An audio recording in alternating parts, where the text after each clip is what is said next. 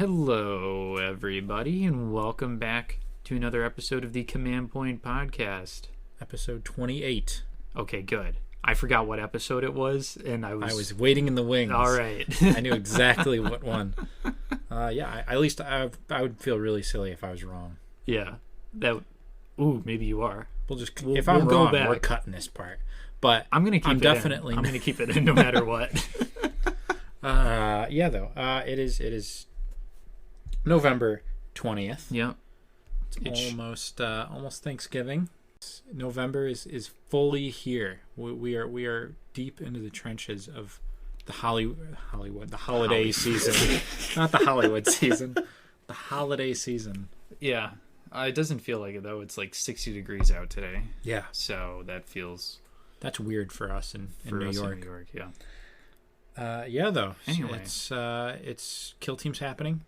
Kill Team is always happening. It's currently happening. It's never not somewhere. happening. Yeah. If I could look at the stats for our Discord channel and see who is playing or actively trying to find games over on our Discord channel, I think it's been nonstop, 24 hours, 7 days a week. It's pretty crazy. For a long time. Yeah, and we're starting to get people over on the other side of the world and stuff. So it's like there's people in like the middle of the night, looking for games. So it really is like a 24-hour. You played somebody from New Zealand like last night or two nights ago, right? Yeah, it's crazy. And I know we've got an Australian too. Mm-hmm. Maybe a bit of a rivalry in the works there. Oh no. But yeah, no.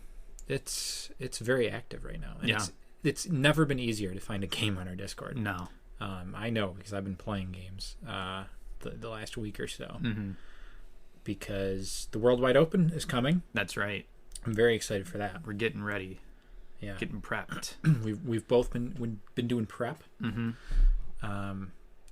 However, it's weird because usually we prep hard with each other. Yeah. But we've only played a couple prep games with each other. Yeah. For this tournament so far. So that is one thing I think we could talk about at some point on this episode is like how our preparation is going and what what's working out, like what you're expecting from the tournament. Yeah. We could talk a little bit about that packet itself. I know there's some interesting things in that FAQ that are probably worth some words. Yeah. And we could talk about TAO. Because we're going into the final. The finals will be tomorrow. It'll literally be tomorrow. I don't even. This video will probably be out after the finals have occurred. Yeah. So if you're listening to this, you're in the future. Head over to the YouTube channel and watch those battle reports. If you're unable to catch the live stream, because we will be live streaming those tomorrow. 3 games in a row, back to back to back. Yeah. Well, could be 3 games. Could be 2 games. Could be 2 games. We don't know. Yeah. Yeah, so, I mean, whoever's listening already knows, probably. Maybe they don't know who won. So you're from the future. Enjoy this moment, our ignorance.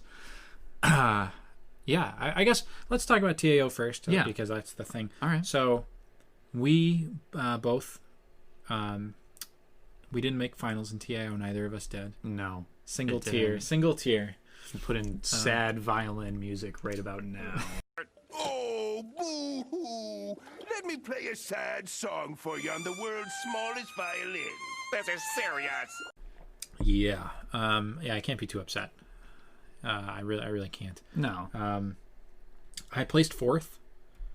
Yeah. You were top 16. I know that. I think I was top 16. Yeah, you were in the round of 16. I was definitely top 16. I don't know exactly. You played micro in the round of 16. I played micro and got kicked out. So it's like, who knows? I can't be mad about losing to micro. Yeah. Again.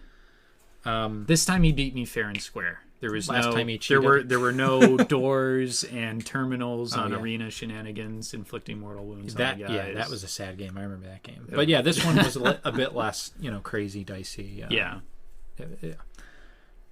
I fell victim to the Drakari mirror match twice in a row. Only games I lost this tournament were to other Drakari. Yeah. Was real sad. I beat on the way there. I beat Demons. I beat Guard. Mm-hmm. Mm-hmm. I beat Grey Knights and Tau and Asuryani, but I couldn't do the mirror. Yeah. Yeah, I mean, it's, mirrors get dicey. It's there were some dicey games at the end there. That's for sure. Oh, yeah, for sure. Yeah, I played Drakari as well. We kind of took very similar rosters with like some slight differences, literally coming down to not even like models, but just like which models had certain specialisms and stuff like that. And I think along the way I had to face off against Heretic Astartes, Drakari, Astriani, and then obviously Astra Militarum, Tau. Tau was the other one. Tyranids Tau, yes. That's right. Yeah. Yeah. I think that's all the factions that I can remember off the top of my head. Yeah. Some listeners might be wondering why we're not doing a top 8 breakdown, why we haven't done one. It's because half the top 8 is Drakari. I literally can't bring myself to do it. It's like not even... Just take a quick look at the rosters. They're all there. Yeah. I can't talk about 4 Drakari rosters, especially one of them's mine. Yeah. And the other one is mine. Well, actually no, because it didn't make top 8. Yeah. The other one, yeah. It's, yeah. They're all Drakari. Almost half of them was Drakari. Yeah. And now we've got Micromancer versus Dangerfro in the finals. Yeah. So, I mean, we can do predictions. Again, by the time this is out there, our predictions will have either been proven true or wrong. Yeah. Yeah. So, do we want to do predictions? Yeah. Let's do some predictions. So we don't know the missions or the maps that they're going to be on. They're rolling those. No, yeah. So it's like an element of surprise, I guess. Yeah. It's not. Or I think Tim the TO is rolling those up like tonight. He could be rolling them as we speak, actually. Ooh, very exciting. So yeah. Do you want to go first? Should I go first? Prediction. I'll go first. All right, I'll go first. I think Micro takes it in 2. Really? Yeah. I agree. It's weird. Micro has like, I remember playing him in the lead up to this tournament, like in a prep game, and I beat his guard with my Drakari, and then he went back to the drawing board. Yeah. And he made a last minute tweak to his roster. He did some stuff with hotshot volley guns, and now he's crafted this perfect anti Drakari list. Yeah. And he's had to play 3 Drakari. This is the 3rd Drakari. 3rd or 4th, I don't know. Yeah, I don't even know if he played one in group stage, but yeah, I just can't imagine that he isn't going to win both games, the first 2 games. It's just I think for him it's going to come down to you know what? I don't I was going to say maybe it comes down to deployment and what basically their deployment and the objectives layout. But the more I think about it, I think he's pretty well set, no matter what kind of thing gets drawn. And it's interesting to think about too, because Dangerfro's roster, it's 3 lists. Yeah. And normally my prep is very, for BAO, my prep was pretty heavy for every game. I would really examine the roster. But by the end of this tournament, I was really burnt out on TAO. Mm-hmm. And I wasn't really prepping that hard. And when I played Dangerfro, he pulled out his rack list. And it was what I thought he would bring, but then he mentions that his roster is only 3 lists. Yeah. And I straight up, I didn't even know that. And I was surprised when he told me that. Yeah. I was like, oh, I didn't notice that. But I'm sure that Micro is in his prep has probably realized that. Mm-hmm. And he probably knows what to expect.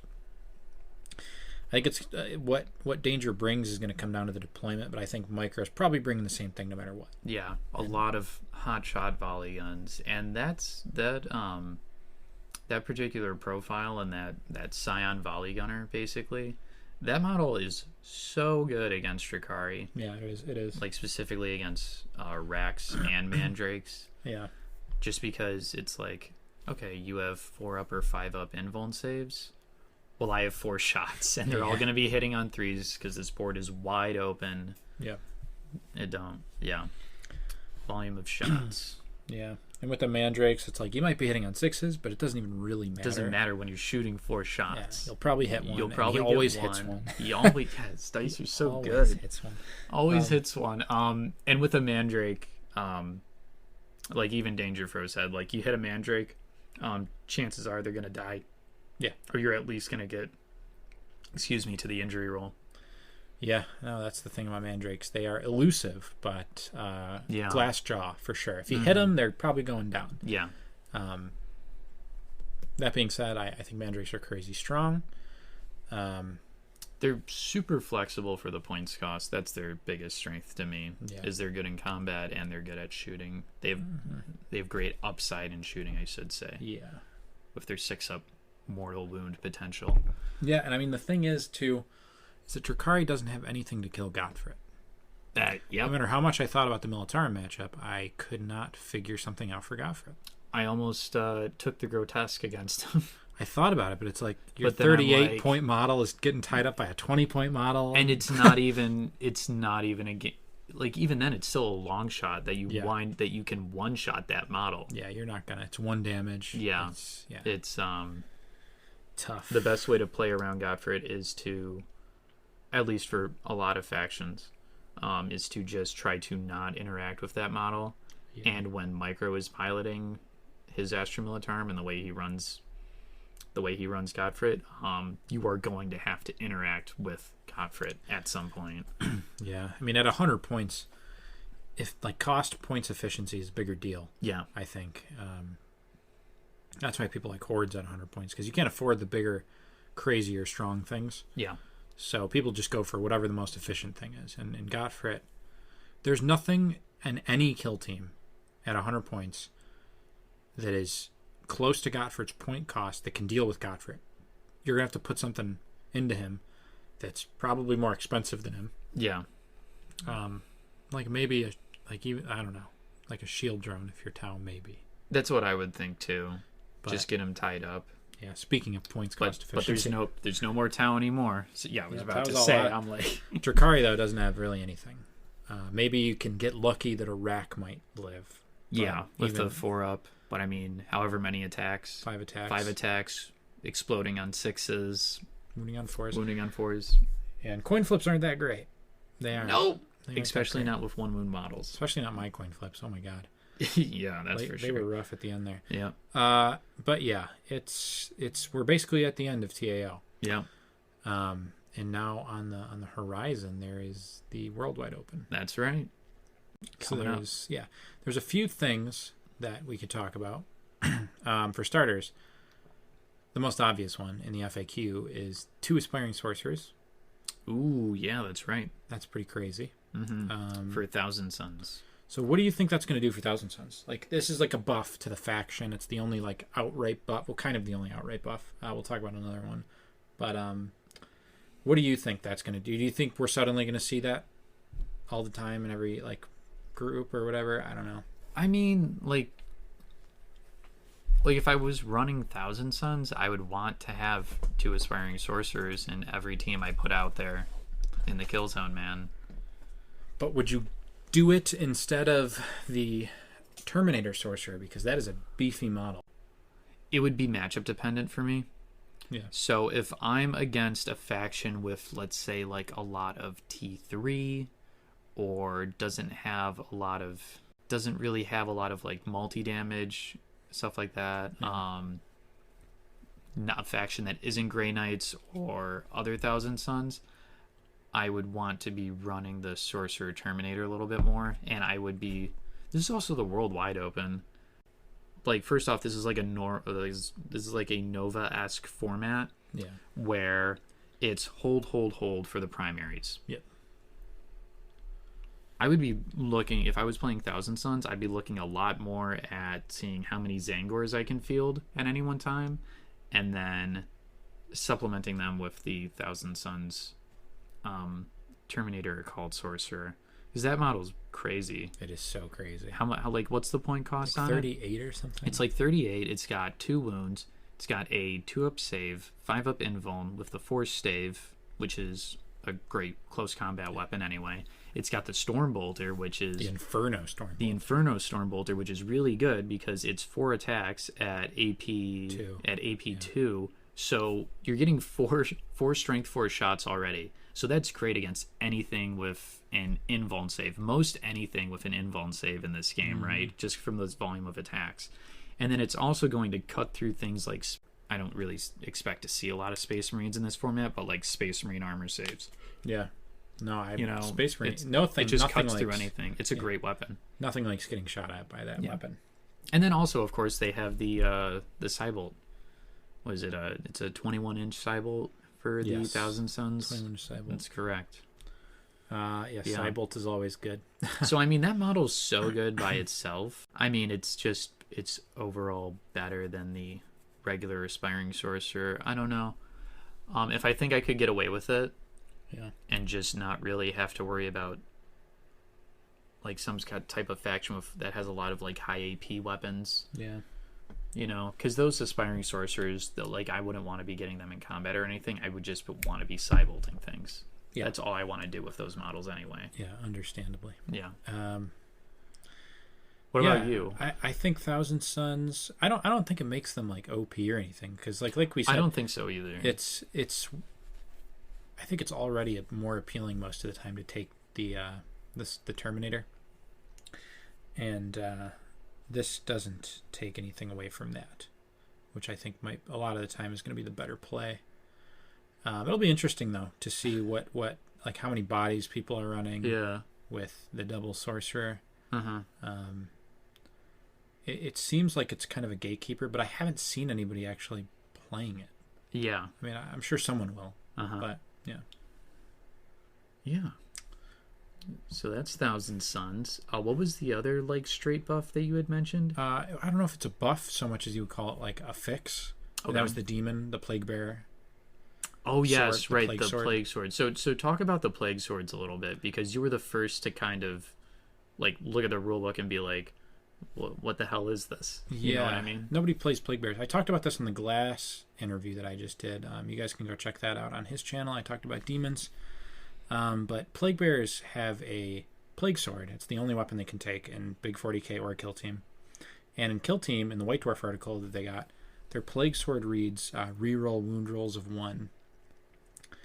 And in Big 40k, the plague sword for plague bearers reads reroll all failed wound rolls. And in Kill Team, the other model that can take a plague sword, which is the plague champion for Death Guard, the plague sword says reroll all failed wound rolls, but he can also take a plague knife, which is reroll wound rolls of 1. Yeah.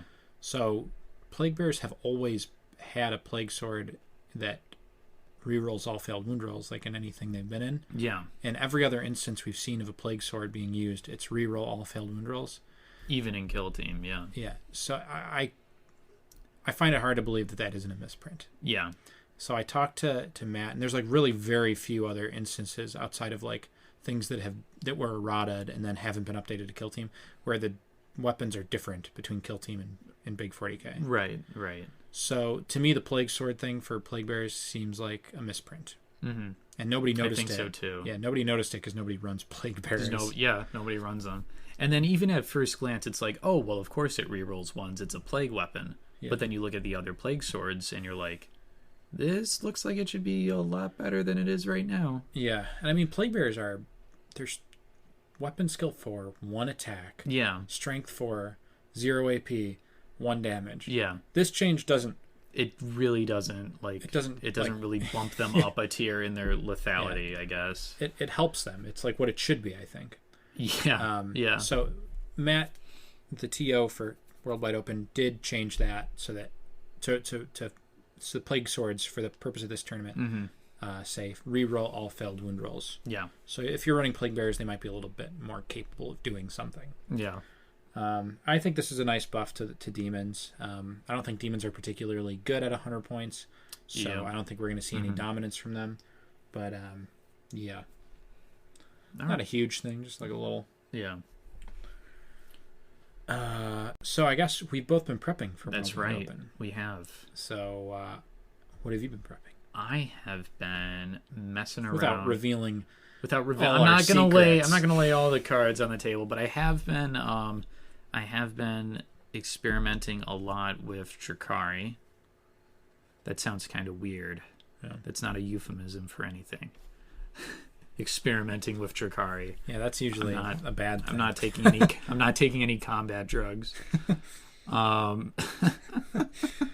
So basically, when the Worldwide Open was announced, and right after, this was like during TAO, and right after I dropped out of that, I the goal I've set for myself with WWO is to just kind of get better with Drakari as a faction overall, because I feel like I didn't really give him I didn't get a fair shake out of him in TAO. I just didn't have the kind of success that I wanted. So I'm going back with the Drakari again, and I just want to get better. I just want to feel more comfortable running that faction.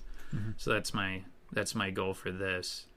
Running the list has been on Arena. On Arena, it's great. On Open, it's a little harder, but I feel like it's a lot easier for me to play Drakari on this packet than it was on TAO. Yeah. And that's just because there's a lot of things. Terrain, I think, being the biggest factor. And then the way secondaries are done and the way points are scored, because I think there's differences. Yeah, because it's hold as opposed to hold one, hold more, kill one. Right. And then the secondaries are totally random. Yes. Yeah. So yeah, racks are the way to go with Drakari, I think. Yeah. For this packet. Yeah, I mean, I've seen your rack list a little bit. Yeah. I haven't seen all your prep games, but it's definitely strong. Like it's hard to get rid of all those models. Yep. Like all the toughness 4/4 saves. It's like that's durability. I mean, like, that's what I want with like Plague Bears, but it's like a little bit worse because it's a 5-up invuln, 5-up disgusting. Yeah. They're also priced really efficiently for that durability. Yeah.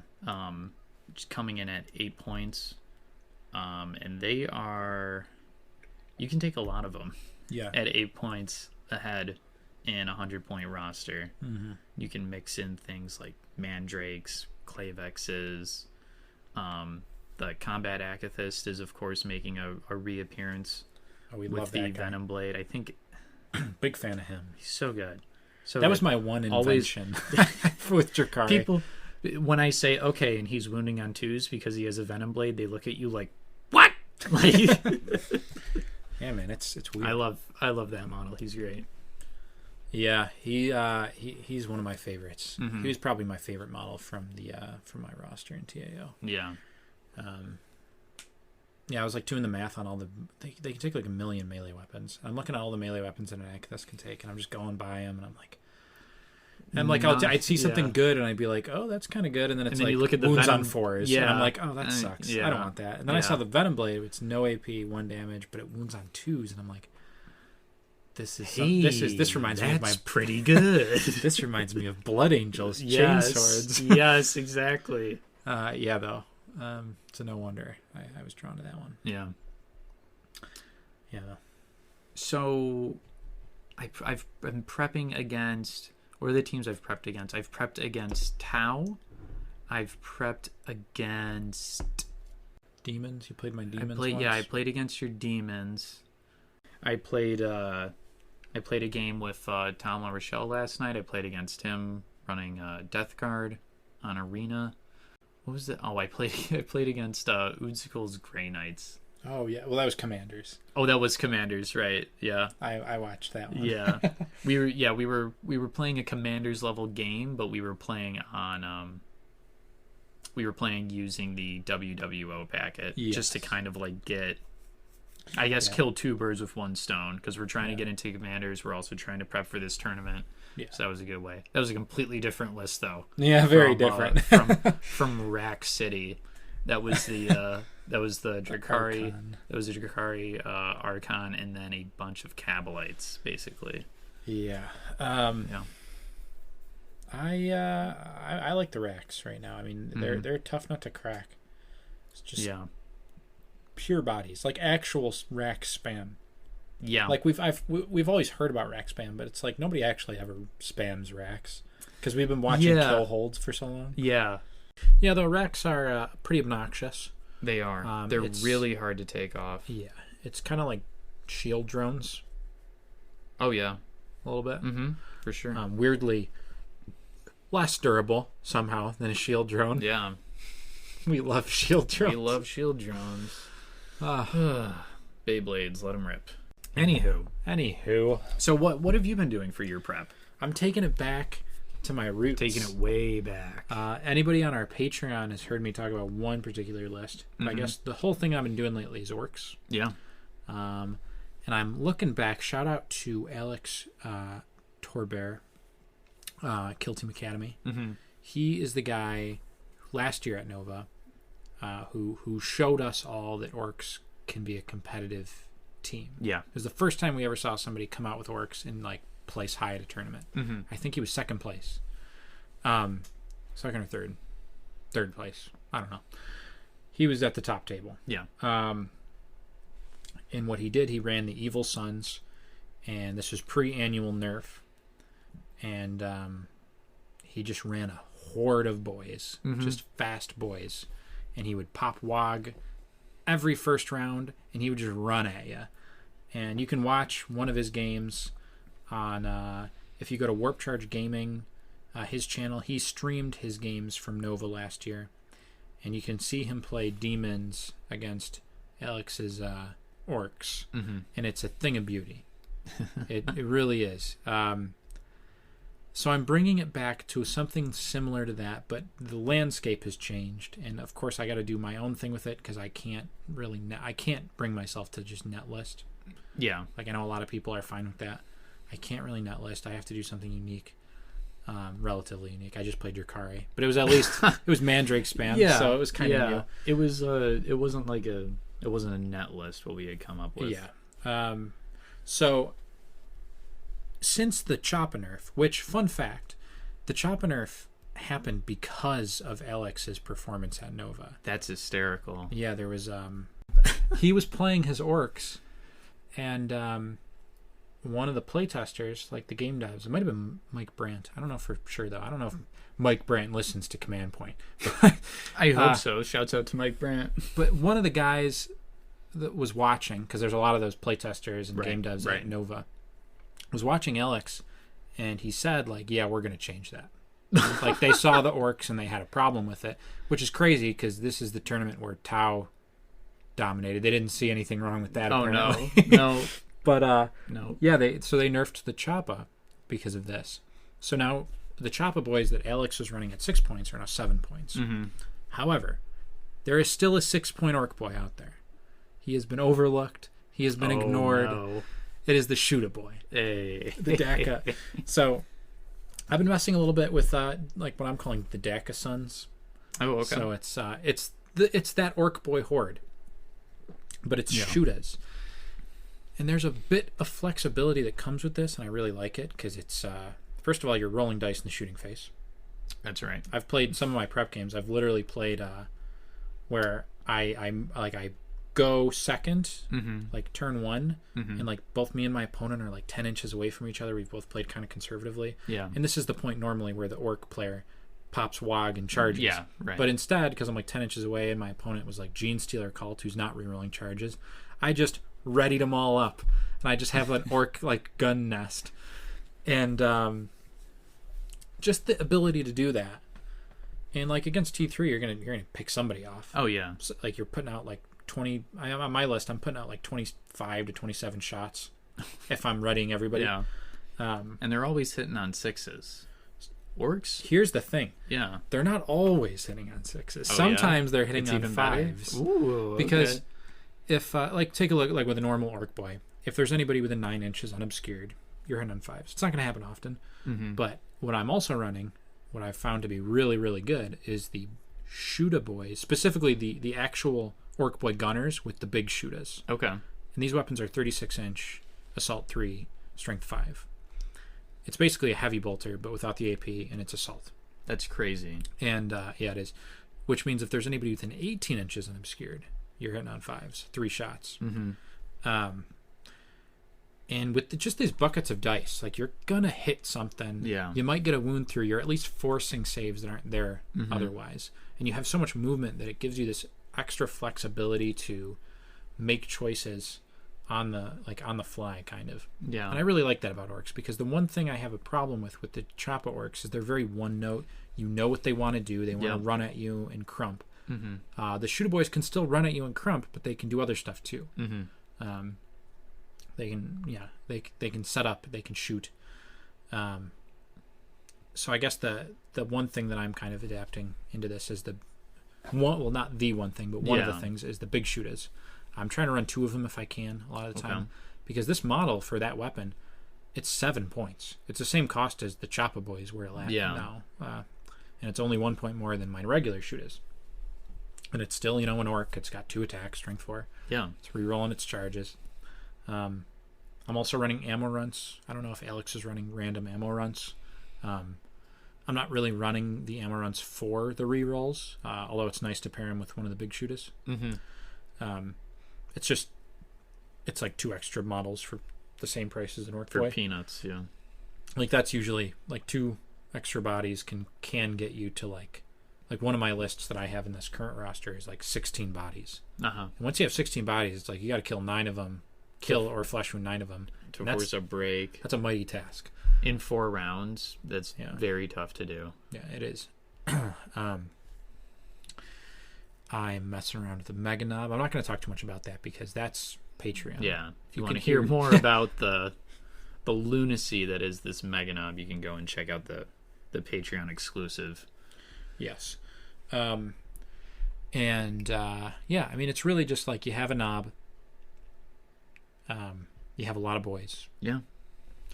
And you're doing some DACA, you're crumping once in a while, you're sitting on points, and it's really fun. Yeah. I love it. I'm like undefeated with it. I've played a lot of games over the past week, and I'm feeling really good about it. So that's probably what I'm going to do. Yeah. Going into WWO, unless my prep just starts going horrible out of nowhere. You never know. That's true. Sometimes you got to rewrite the whole script. The entire list. Yeah. That's what playtesting is for, man. Yeah. Yeah. Loving orcs right now, though. As much as I love my Death Skulls, I don't think my knobs aren't going to fare that well at 100 points. I don't think that a list designed with 125 points, kill, hold, kill more in mind is, on arena. Is going to fare well in a WWO. That's something that I really like about WWO is that I think like literally half of the tournament is going to be open and then the other half is going to be on arena, right? Yeah, and I think this is something probably worth talking about because a lot of people are going to go into this building their team in terms of what am I going to take on open? Yep. What am I going to take on arena? Yep. And I think that's a little bit of a trap. Okay. I think people are getting too caught on that rather than thinking about what am I going to take versus toughness 4 and what am I going to take versus toughness 3. Yeah. This is something that you've advocated for a lot. Yeah, I think that you need to look at your matchups rather than looking at what board am I going to be on. Unless you're like Tau or something, you probably have options on arena. Yeah. Like even Tau have options on arena. They do. But it's most of the arena boards are pretty balanced, honestly. I don't think it's as much of a tar pit as people make it out to be.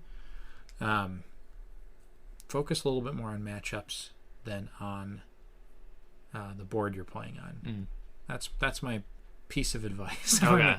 in the prep lead up to the Worldwide Open. Yeah. I think hard prepping for I got to have a list for arena. I think that's you fall into some bad situations there. Yeah.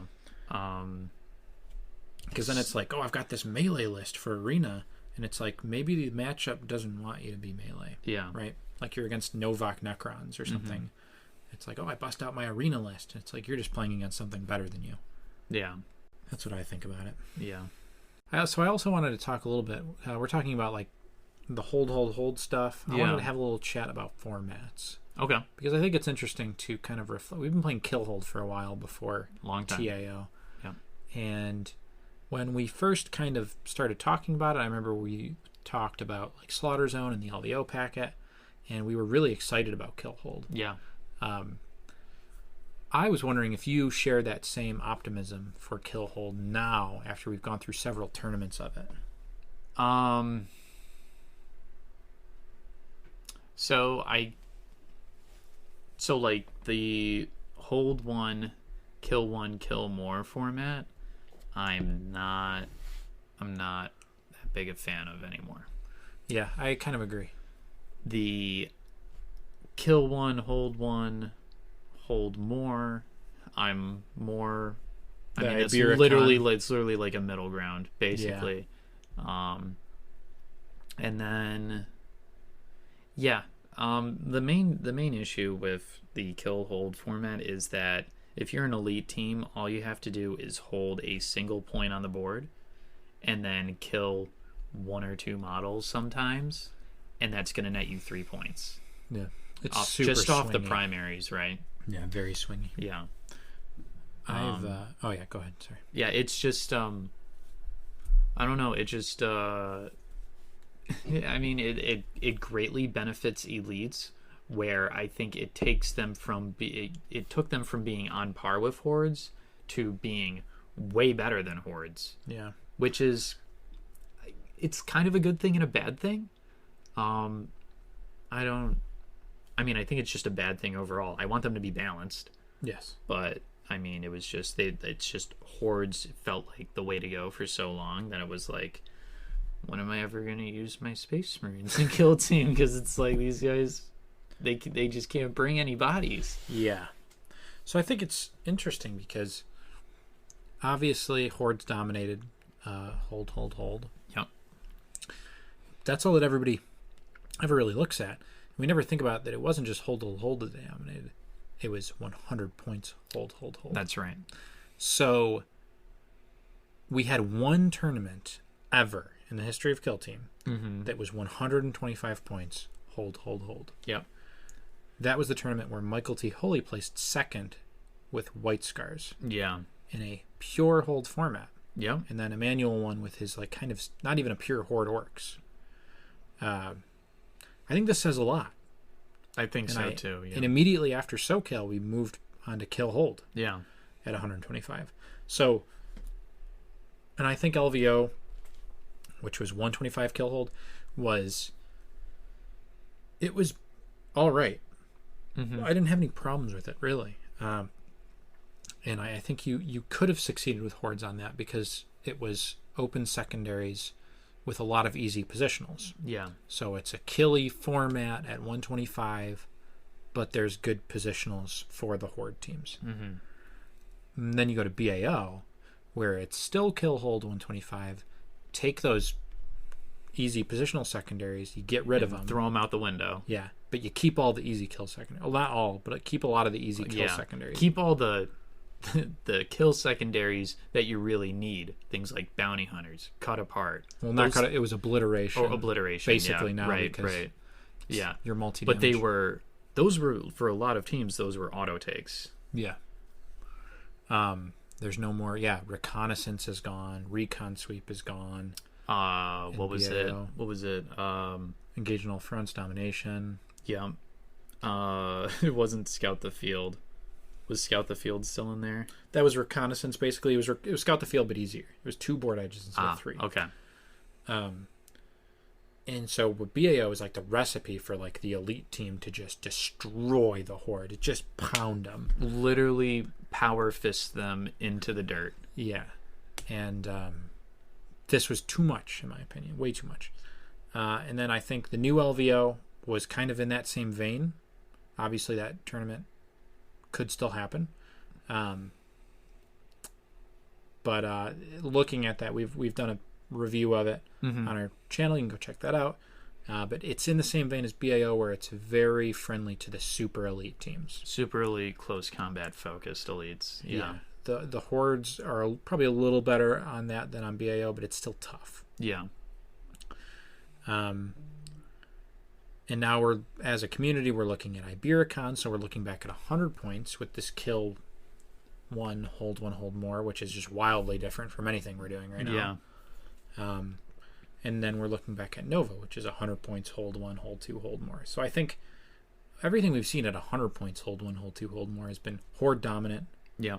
Everything at 125 kill hold, other than LVO 2020, like last year's LVO, was elite dominant. Mm-hmm. So, to me, the 2 most interesting things you've seen have been SoCal last year, which was 125 hold. Yep. And LVO this year, which was last year, which was 125 kill hold, but with easy positionals. Mm-hmm. And I think it's weird because we're moving so fast as a community from packet to packet. Yeah. It's hard to see what works, and like we came into Kill Hold with such optimism and excitement that we kind of didn't spend that much time looking at SoCal and saying, hey, this kind of worked. Yeah. Maybe this is like really good. Like we had some elite teams do really well for once. Yeah. Without changing the whole format. Mm-hmm.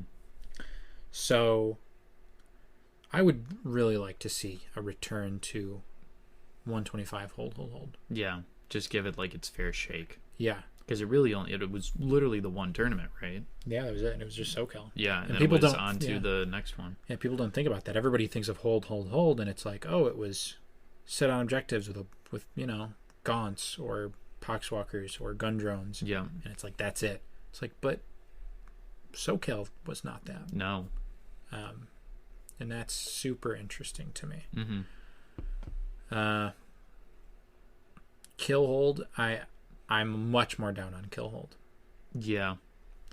Yeah. It's just like I can just hold one and then kill two of your models. You don't kill any of mine. Yeah. I win on the primaries. Because holding an objective isn't inherently hurting your opponent, whereas killing your opponent is helping you and hurting you're getting them rewarded. Beyond. Yeah. You're getting points for it, and you're also hurting your opponent's ability to you're just taking models off the board. Yeah, you might be knocking them off a point, preventing them from hold. You're getting yourself a kill point, and you're putting them towards breaking, which breaking is a mechanism in the game to defeat hordes. And there's not like a mechanism. Can you say that again closer to the microphone? Yes, the break test is meant to counter hordes. There is no mechanism in the game, no game mechanic that says this is to stop the elites from dominating. The thing that stopped elites was the format before, which was 100 points pure hold. Yeah. So yeah, that's why I'm a little more down on Kill Hold. I think if you're going to do Kill Hold, it's got to be a little closer to what we saw last year at LVO, where there's lots of easy positionals to kind of make up for that. Right. That's how I see it. Yeah.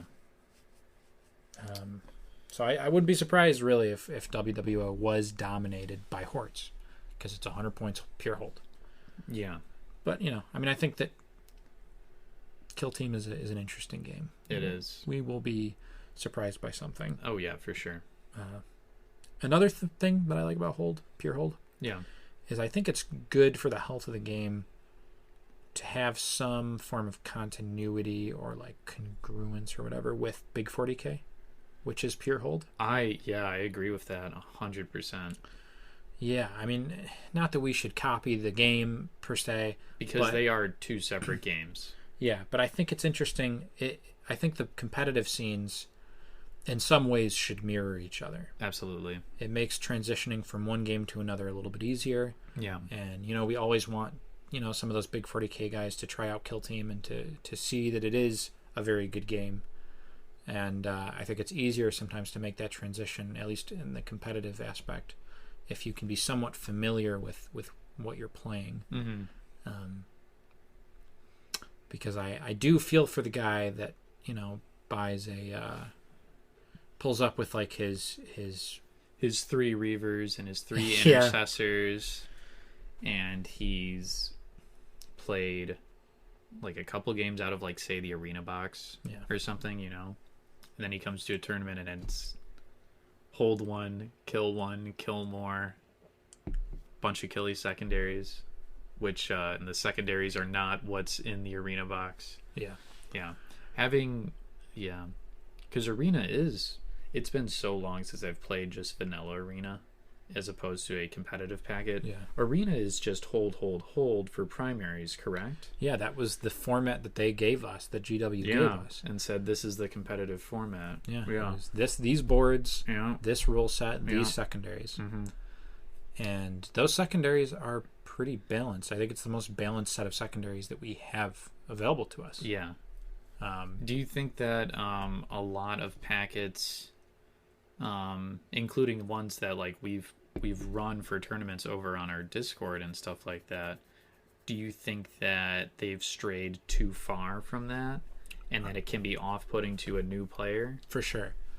I think that standardizing things is a better process, in my opinion. Mm-hmm. And I think the best place to start is with what GW gave us. Yeah.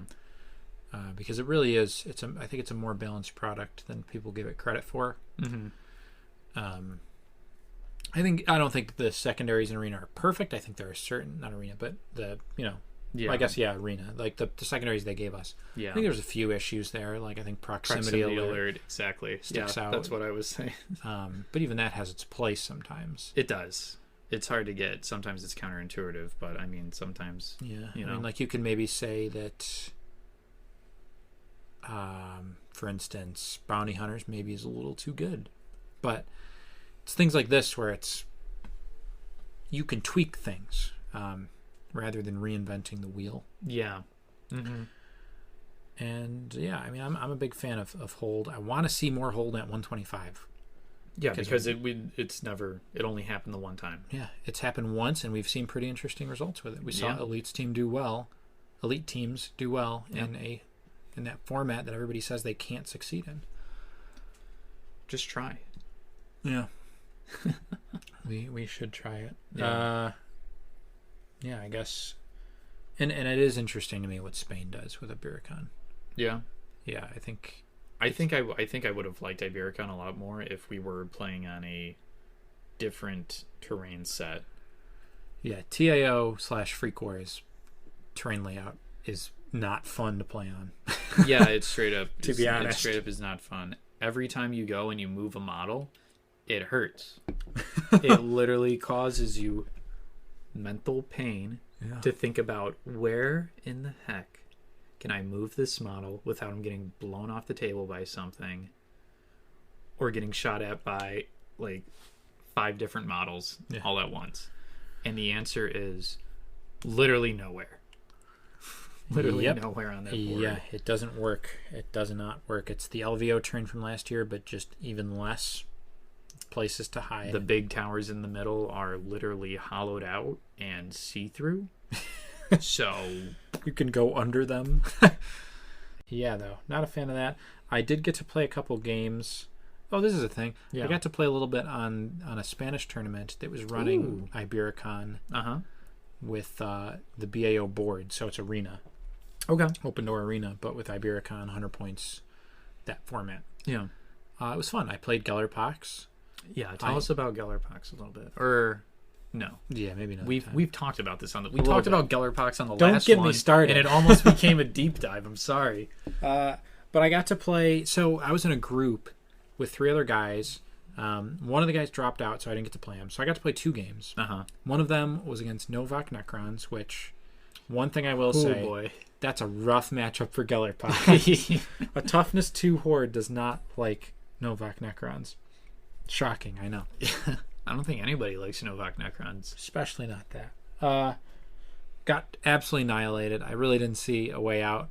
But then I got to play against Drakari, and it was a crazy game. I felt like I was getting my butt kicked the whole time, but then, positionals and secondaries came through for me, and I won on a tiebreaker. And I didn't get to play the last game. And because I got beat so bad by Necrons and the fact that I couldn't get an actual score outside of 12 or 13 against the guy that conceded from the tournament, I didn't get to make it out of groups. I think if it was point differential instead of which is we did point differential over points for TAO. Right. If it was that, I think I would have made it out. But we did points 4, so couldn't make it out. And I was really excited too, because I saw the Spanish tier list that they made, and they had Gellerpox below Kroot. Below Kroot, man. Below everything but Star Striders. And I was insulted by that. So I went on there. I beat a Drakari player. Yeah, so Gellerpox is obviously a higher tier than Drakari on that. Clearly. Clearly. The data shows. Yeah. It's that Gellerpox is right in between Drakari and Novak Necrons. Yeah, clearly. But yeah, I wanted to get out of that group so bad because I was like, all right, I beat a top tier team and I lost to my worst matchup possible. Yeah. So let's see what else is in store. But I didn't make it out of groups because somehow the Novak guy lost to the damn Drukari player, and I don't even know how that happened. How is that? What was the Drukari player running? Witches. It was witches. Oh my gosh. Yeah, I don't know how they beat all Necrons. Those toughness 3 melee models, and they somehow beat out Necrons. Yeah, I don't know how that happened. But I was really on a quest to prove to the Spanish that Gellerpox should be higher tier. Yeah. I didn't get the chance to prove that. I feel like I was robbed of a chance to prove that. Well, you were. It's too bad. I guess somebody else is just going to have to take up the reins, the Gellerpox reins. You know, people have been talking about Gellerpox now. There's like murmurs in the crowd. Murmurs. Yeah, and I'm sitting here thinking, what have I done? Rumors. Have you heard of the Gellerpox? Yeah. Maybe someone will bring them to Worldwide Open. I think they're kind of good there. Yeah. They love Arena. They do love Arena. And the open board is rough, but you can vet move charge, which is not something you could do on TAO. Mm-hmm. So that's a pretty big deal, I think. Yeah. Oh, well, all right. Yeah. Got a lot of side conversations there.